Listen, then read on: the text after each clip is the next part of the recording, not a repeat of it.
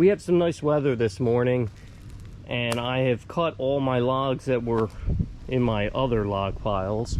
So now I'm down to just this pile. This has some good stuff here, some black walnut and some black locust, a couple different things in here. So I'm going to fish out, I think I'm going to go after this guy since it's on top, this walnut here. Pull this out of the pile and throw it on the mill and slice it up for some planks for some future projects. Like I said, it's a beautiful day today, so this is what I'm going to get working on.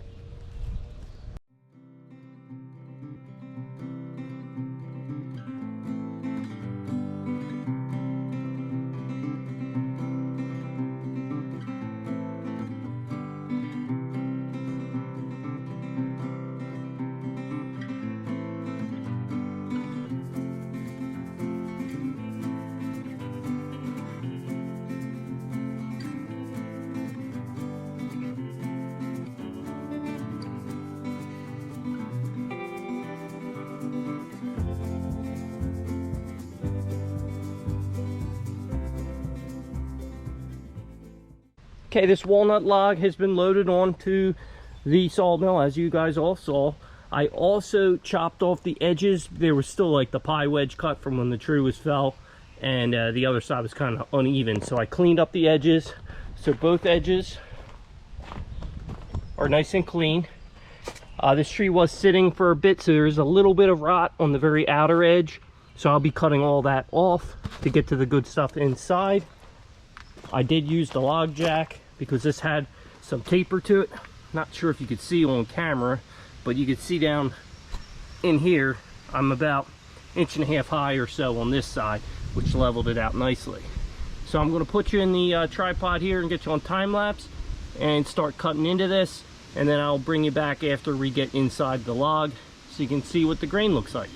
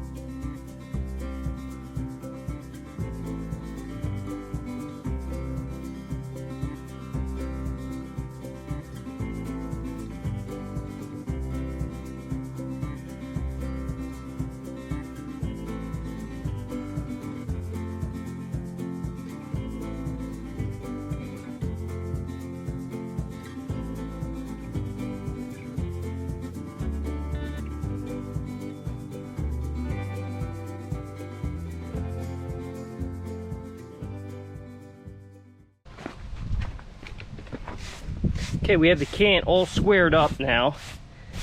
It's looking pretty nice inside. Like I said in other videos, when you cut these walnuts, at first it's like almost a greenish hue to them, and then as the air gets to it, it oxidizes and turns that chocolatey kind of brown color. So this sucker ended up being, it's about 9¼ inches this way by 10½ this way. I think my plan's going to be I'm going to flip it one more time and then start cutting boards out of it, so I'll wind up with like 9-inch boards. Overall it looks pretty good for as wonky as it was. It's looking pretty good now that it's all squared up. I'm going to flip it one more time and then start to cutting my slabs. I think I'm going to do probably maybe 1¾ inch slabs on this. Well, maybe 2-inch. If I do 2-inch, then I'll get pretty much an even number here. So I am going to go with 2 inches. So they'll be 2 inches thick and 9 inches wide.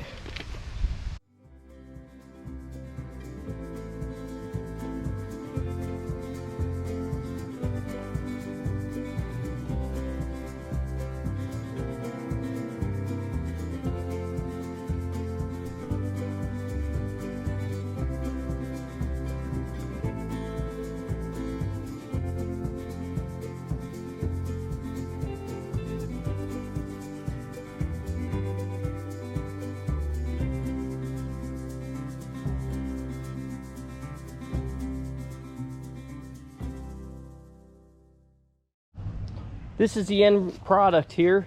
We have, these are 9 inches wide and 2 inches thick black walnut, and we ended up with 5 pieces. I didn't get a length on them, but they're probably about 7 feet long or so, and they came out really nice. You can see the grain. A couple of these have some like a bark inclusion here.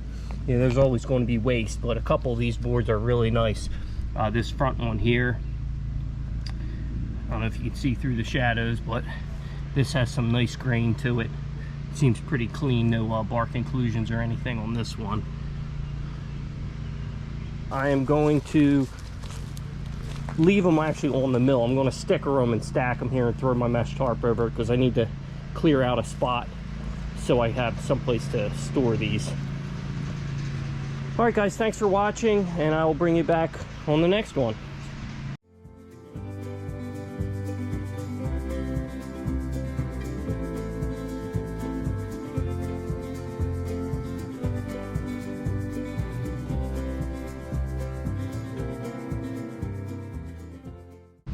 Okay, everything's stickered and stacked right now. Before I leave, since this is nicer wood, I don't do it on everything, but these should be nicer when they're dry. I'm going to paint the ends, the end grain. What I use, I know there's a million choices. I end up just using some wood glue. I always have this around, and when you price a product like Anchor Seal, by the time you pay the shipping and all, it costs like the price per gallon is, you know, more than what this stuff costs. So I have this anyway for wood projects, so I just mix up a little bit of this. You can add a squirt of water in there to thin it out, and then, you know, you just paint it on.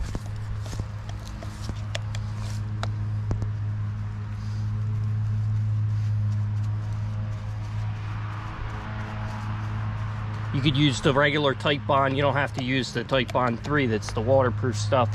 Really, any of it's going to work. You're just trying to slow down the evaporation of the moisture from the wood, and it's going to evaporate fastest through the end grain.